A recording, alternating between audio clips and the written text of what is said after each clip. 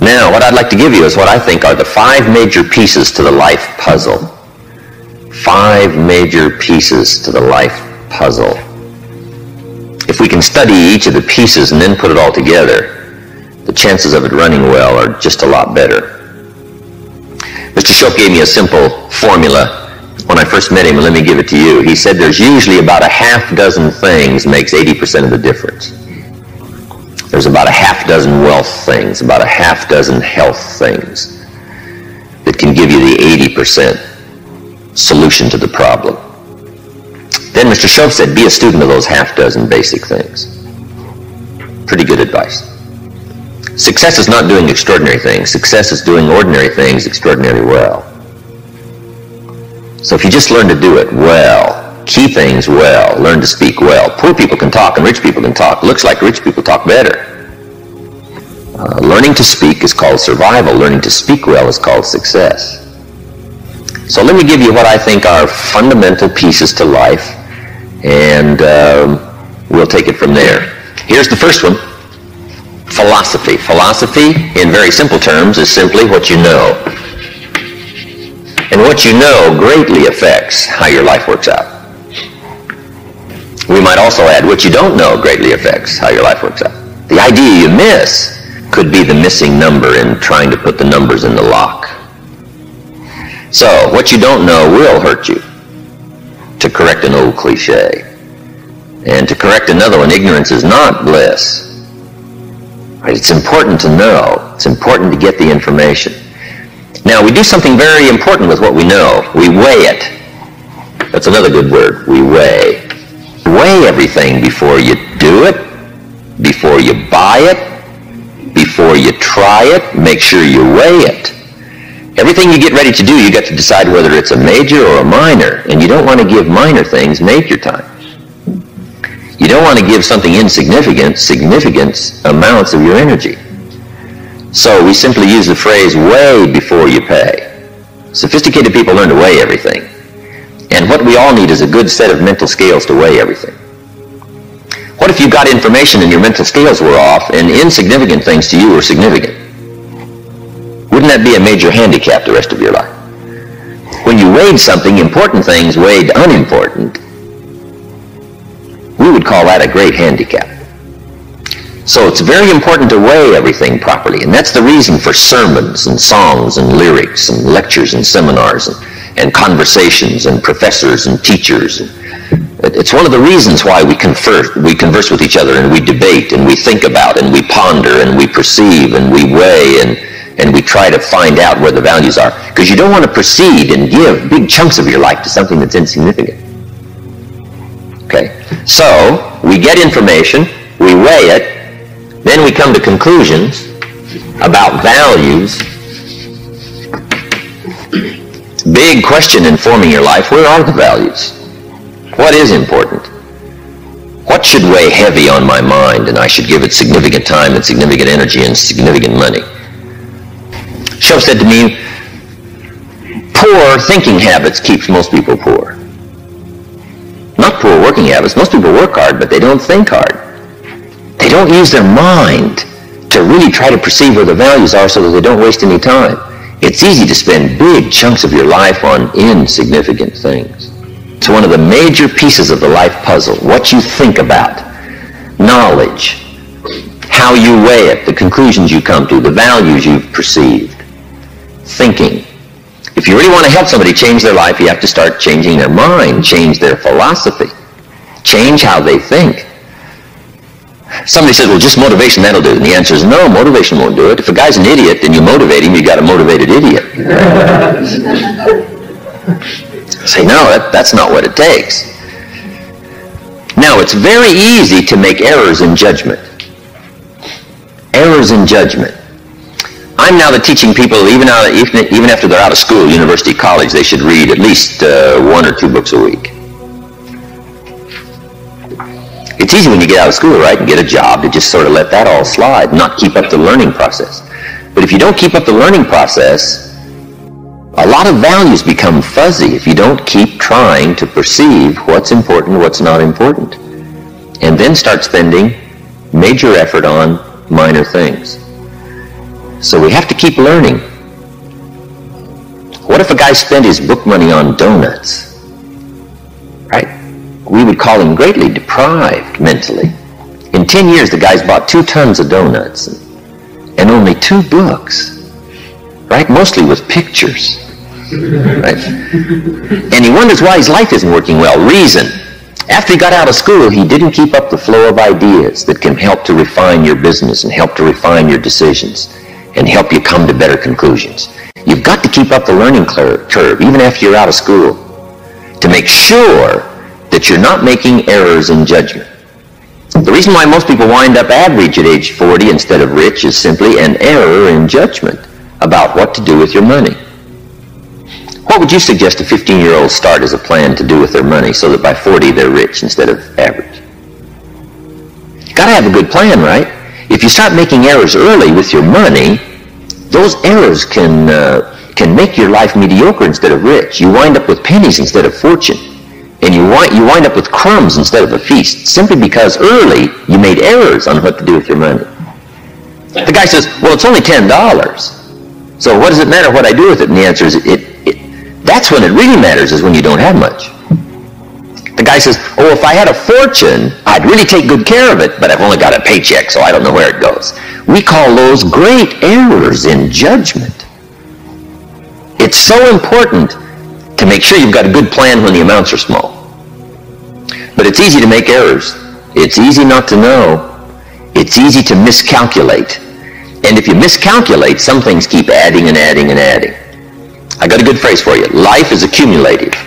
Good phrase to know. Life is accumulative. Our errors either accumulate into what we don't get, or our wise decisions accumulate into what we do get. Now, the key is to correct the errors as early as possible. Fortunately, Mr. Shope caught me at age 25, started asking me major questions. At age 25, he said, Mr. Rohn, how long have you been working? And I said, I've been working 6 years. I started working when I was 19. He said, well, 6 years. How much money have you saved and invested in the last 6 years? I said, not any. He said, who sold you on that plan? Wow, 6 years is enough time now to check and see if you've got a good financial philosophy.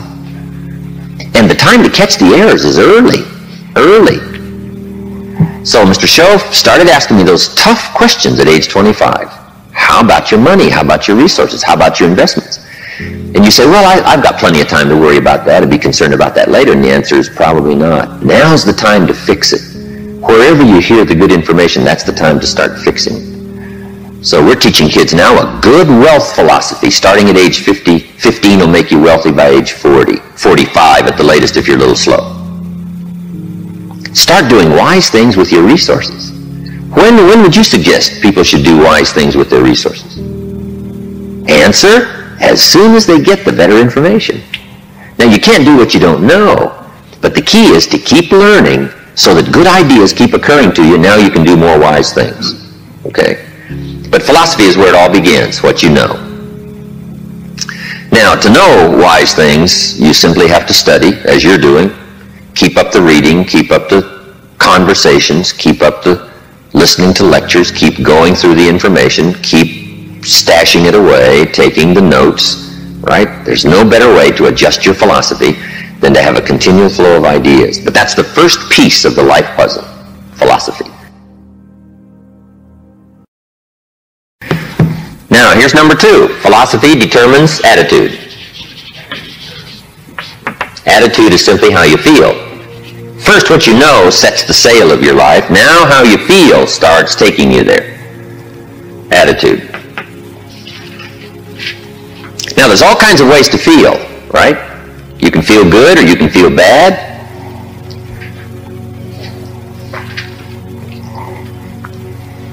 Here's one attitude. If this is all they pay, I'm not coming early and I'm not staying late on the job. That's an attitude, right? If this is all they pay, I don't come early and I don't stay late. Now, do you suppose that attitude, if you carried it through the rest of your life, do you suppose that attitude would greatly affect your life as the years unfold? The answer is overwhelmingly Of course. Here's another attitude. No matter what they pay, I always come early and I always stay late to invest in my own future. Isn't that fascinating? Attitude is by choice. You can either choose to come early or you can choose to come late. You can either choose to leave early or you can choose to stay late. Attitude's a matter of choice. Now, to make wise choice, we need educated attitudes. Emotions must go to school to learn where the values are. Okay? Good phrase. Emotions must go to school. When kids are young, right? A 3-year-old, falls on the floor and kicks his feet and screams. We say, well, that's okay when you're 3, but it isn't okay when you're 30. Right? As a little kid, right, you can retaliate and punch somebody out, but when you're 23, we say, no, you got to learn now to take that emotion and send it to school and find out where the values are. It's okay to feel strong, but you've got to learn to restrain yourself in a society if you want life to go well for you. So attitudes now become a matter of educated choice. Educated choice. But how we feel is going to greatly determine how our life works out. Now, it's how you feel about a variety of things. Let me give you that list. Number 1, it's how you feel about the past. Now, when you're young, you haven't got that much past to feel about, but I'm sure you've had some ups and downs. You've had some wins and losses. So part of our attitude is based on how we feel about the past. Some people are still carrying the burdens of the past. They're affected by some difficulties, some losses, whatever. They're carrying it around like a burden. Instead of using the past as a school, they're using it as a threat to their life. So part of it is solving the attitude about the past, how you feel about it. Number 2, it's how you feel about the future. Facing the future, very important, key part of our life. Now, there's 2 ways to face the future. Here they are. 1, anticipation. That's one way to face the future, anticipation. Here's the other way, apprehension. Now, most people face the future with apprehension, primarily because they bought somebody else's view. They don't have their own future well designed. So in the absence of having your own future well designed, you have a tendency to be persuaded to buy somebody else's future. Here's what's going to happen, here's what's going to happen. Boy, it's easy to let your days be clouded by all of that. So some days, somewhere along the line, you've got to start settling for sure how you feel about the future. And how you feel about it greatly determines what you do. If you don't feel good about the future by having goals set, you take what we call uncertain steps. It's difficult to be confident about the day if you don't have your future well designed. So here's one of the keys to do about your future. Set goals. Write them down. Design the future. Where do you want to go? What do you want to do? What do you want to be? What do you want to see? What do you want to have? What do you want to share? Even if it all changes 12 months from now, the key is to start making a list now. The cities you want to visit, the people you'd like to meet, your health goals, your investment goals, all that stuff. Start writing it, putting it in a journal somewhere. And let it all change as time unfolds. Something that you think is very important right now, 2 years from now, you'll say, that was kind of foolish. How come I thought that was so important, right? Because you'll grow beyond that. But right now it's important to get as clear a picture as you can of the future. Set your dreams, set your goals. Because it's important. How the day goes is greatly determined by your confidence about the future. Now here's another attitude. It's how you feel about each other. It's how you feel about society and the community and the country. It's very important. It's not that difficult to be a cynic. And cynicism greatly influences how your life works out. But it's also important to understand that if you want to do well, it takes all of us to help each of us. Good phrase. It takes all of us to help each of us do well. You can't succeed by yourself. It's hard to find a rich hermit. But you can't succeed by yourself. You need a market. You need a society. We need each other's ideas. We need each other's collective ideas. Collective participation in the marketplace, society. Okay? So how we feel about each other, very important. Now here's the big one. It's how you feel about yourself. How you feel about yourself. Self-esteem, understanding your own value. Boy, if new discovery starts to unfold for you, that you've got the brains, you've got the talent, all you need is instruction, all you need is some coaching, all you need is some help, all you need is some advice, some experience. If you're headed down the wrong road, hopefully somebody's already been down that road where the bridge is out. And they come back saying, don't go this way anymore, the bridge is out. So we take somebody else's advice and we say, wow, I'm glad you came along, I'm heading down this road. So learning from other people's experiences, picking up all the ideas so that we can feel good about ourselves. Now, self-esteem primarily comes from engaging in the disciplines that lead to value. Self-esteem comes from engaging in the disciplines that lead to value. We don't lack potential, but to bring value from potential, we need the disciplines. Now, one of the major things that makes us not feel good about ourselves is not engaging in the disciplines. If you keep letting yourself off the hook, or just ho-humming it and letting it all slide, then you don't feel good about yourself. Best is the ant philosophy. Right? To feel good about yourself, do your best. Gather all you can during the summer. We call that the ant philosophy. Ants don't settle for half. They go for all. All you possibly can. Do the best you can. It's the greatest lift of self-esteem is doing the best you can. Okay? So attitude plays such an important part in the 5 pieces of the life puzzle.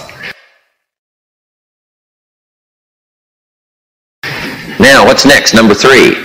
First is philosophy. Second is attitude. Philosophy and attitude determines activity. Activity is what you do. Key phrase, success is a doing. You actually now have to do it. It seems as though God has designed that the major part of the value of our life is left to our own mental genius.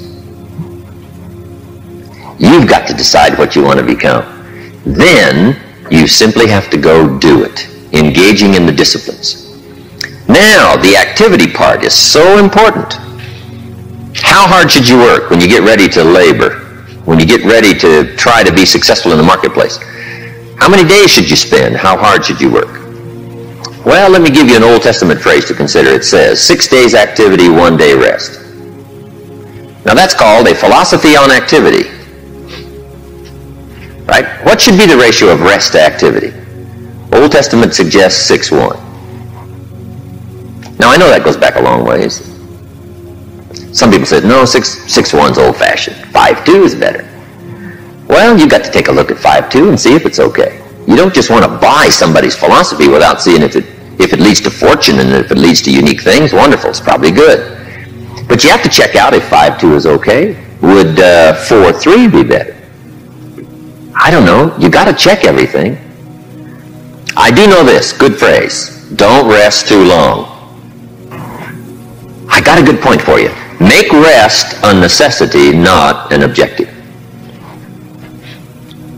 The objective of life is not to rest. The objective of life is to accomplish, to growth, full accomplishment, test the outer limits of your abilities.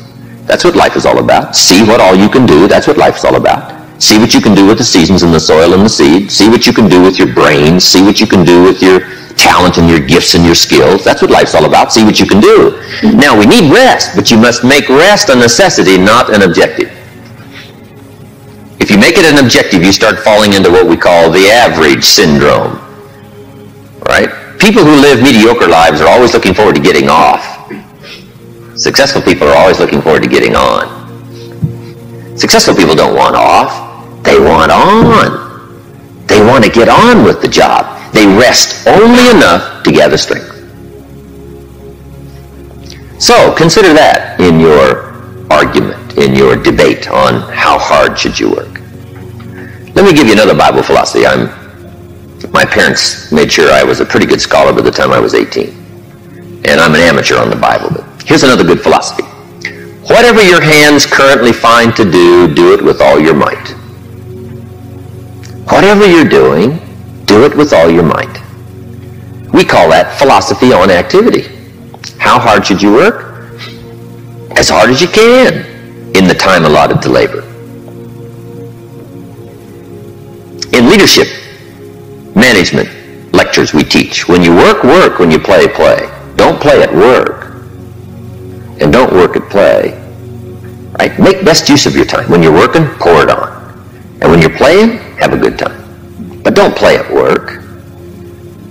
Okay? So, activity, very important piece in this whole life puzzle in working. So, you've got to test how hard you can work. Part of it is physical, your own physical limitation. Some people can take 14 hours, no problem. Some people 10, stretches pretty much their physical limitation. So everybody has to sort of decide how hard you can work, how much time you can put in. When you come to university, right, you got to sort of find out how much workload you can handle, how many classes can you go through, how much can you unravel, how many study hours do you need, how much effort have you got, when you're going to run out of gas, right, and you need to replenish the supply. So we all have to study our own activity habits. But let me give you what I think is the best philosophy. It is simply do the best you can. In activity, we call it doing your best. A man asked me one time, he said, I'm making about $50,000 a year, isn't that enough? What would you tell somebody? A businessman said to me. He said, my kids aren't starving, and he said, I got my bills paid, and he said, we're doing pretty good, and I'm making about $50,000 a year. Isn't that enough? He asked me. What do you suppose I told him? I said, yes, it's enough if it's the best you can do. We don't call an amount enough. We call your best enough.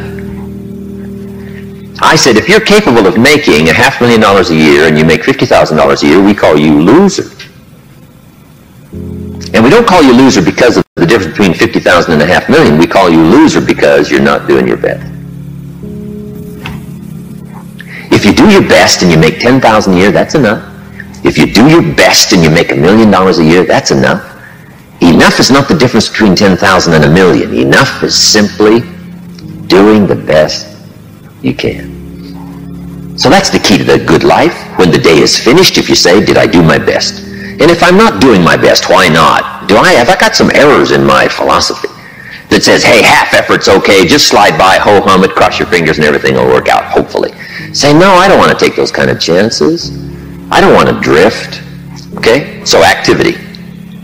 Just put a big question mark on activity and say, here's a major piece of life to keep checking.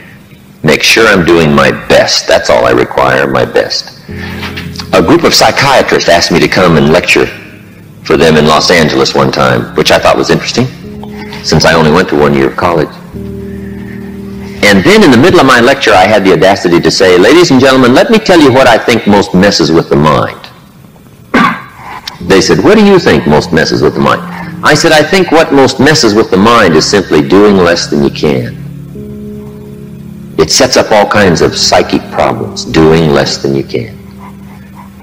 Guess when you really feel good about yourself? When you've done the best you can. You don't even have to win the full prize if you do the best you can. We call that the ultimate winning, doing the best you can. Wow, there's nothing like the soaring self-confidence that comes from putting out what we call full effort. In whatever you do, it's called full effort. Philosophy, activity, attitude leads to number 4, results. And that's what life is all about. Putting the first 3 together. Good philosophy, attitude, high activity to get the ultimate called results. I got a good phrase for you. Results is the name of the game. Now the challenge of life is a very simple phrase. Let me give it to you. I think you'll find it interesting to at least ponder. The challenge of life is to make measurable progress in reasonable time. Measurable progress in reasonable time. First, we don't want to be unreasonable with time. If you and I agree to do something, 5 minutes later I'm asking you, how are you doing? You say, I haven't left the building yet. You can't ask in 5 minutes. 5 minutes is too soon. That's unreasonable. Now, if I don't ask you for 5 years, we call that too late. You You can't wait 5 years, and you can't go 5 minutes. Right? We all have to learn what is reasonable time to expect somebody to make progress, to grow, to change, to develop. So all of us have to learn, especially if you're going to become leaders, entrepreneurs, if you're going to have management responsibilities and work with people, you got to understand what is reasonable time. We don't want to be unreasonable with time. But here's what else we expect: measurable progress in reasonable time. How many years should the child spend in 4th grade? Approximately. About 1. You say, well, if they're nice kids, would you give them 3 or 4? You say, no, you can't spend 4 years in 4th grade. It's unacceptable. We put on the family pressure. We put on peer pressure, right? We put on all kinds of pressure. You can't spend 4 years in 4th grade. Now, wouldn't that be interesting if we applied the same kind of social pressure all of our lives? What would be acceptable to society for wise investments to have been made by age 30 so that you can really properly take care of yourself and your family? Somehow we've missed those standards, right? Shouldn't it be popular to be wealthy by age 40? And shouldn't we look at somebody who by age 45 is not at least financially independent saying, where have you been? Tibet? Or Bangladesh you probably have spent. You mean you've been here all this time? Right? Shouldn't we make it a bit unacceptable not to be well off in what we call reasonable time? But what if a guy spent his potential fortune on non-essentials from age 15 to age 45? Shouldn't we call that unacceptable?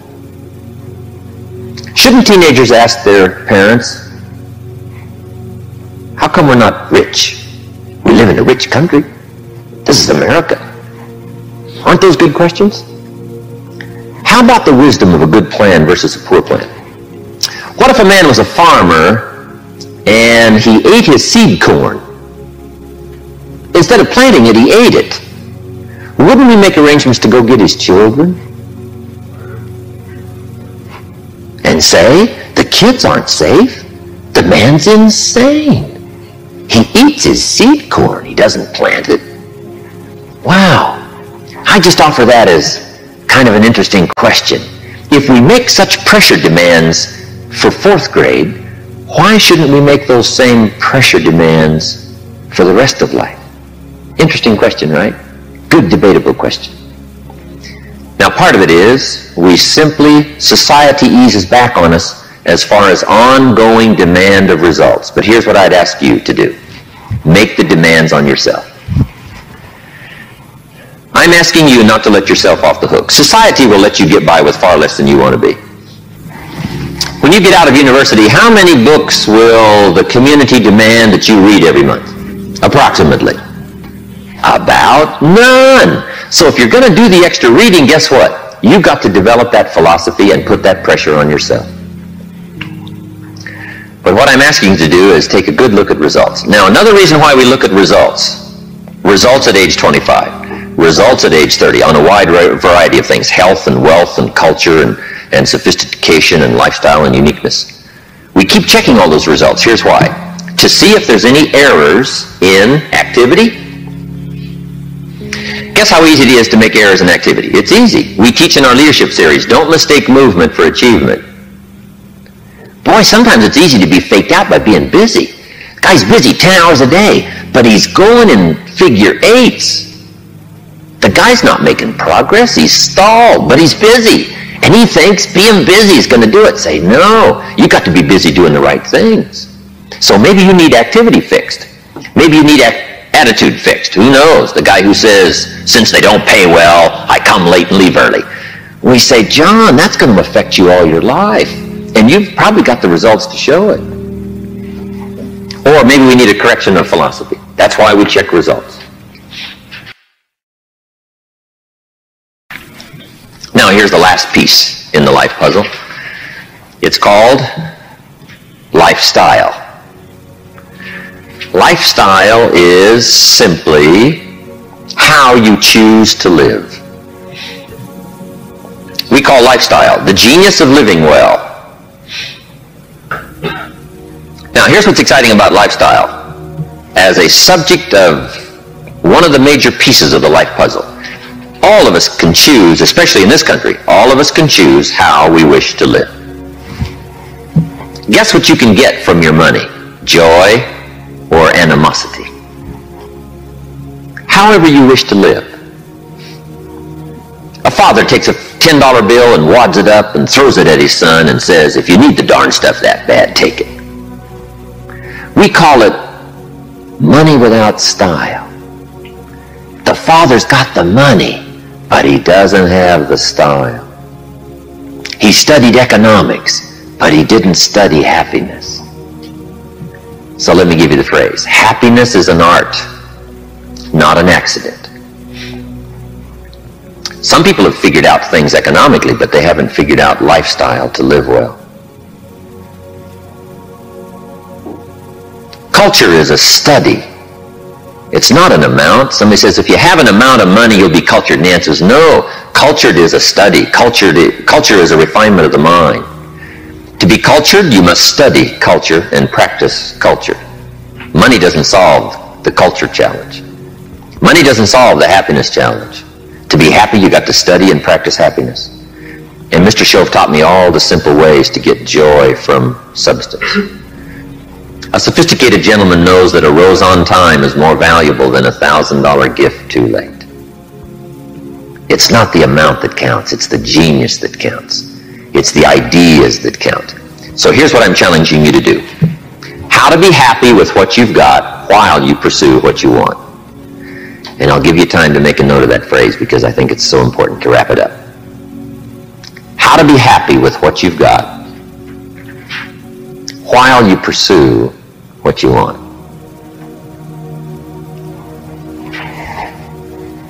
So I would challenge you in the last piece of the life puzzle, find ways to live uniquely. Now, if you look at your life on all these 5 pieces, this is why I'm asking you to just go back through and review these notes. How am I doing on philosophy? Are there some things I don't know? Am I making some errors in judgment that's going to bring me to no good end, right? 3 years from now, 5 years from now. Key phrase, 10 years from now you will arrive. The question is where? Good question, where? And the follow-up is, now's the time to fix the next 10 years. Now's the time to fix the next 10 years. And hopefully with the discussion of these 5 subjects, we've given you some viewpoints, at least from my experience. And hopefully I've done a little coaching here today, and you can take these subjects and debate them and talk about them and think about them, and they'll help you with life in the future.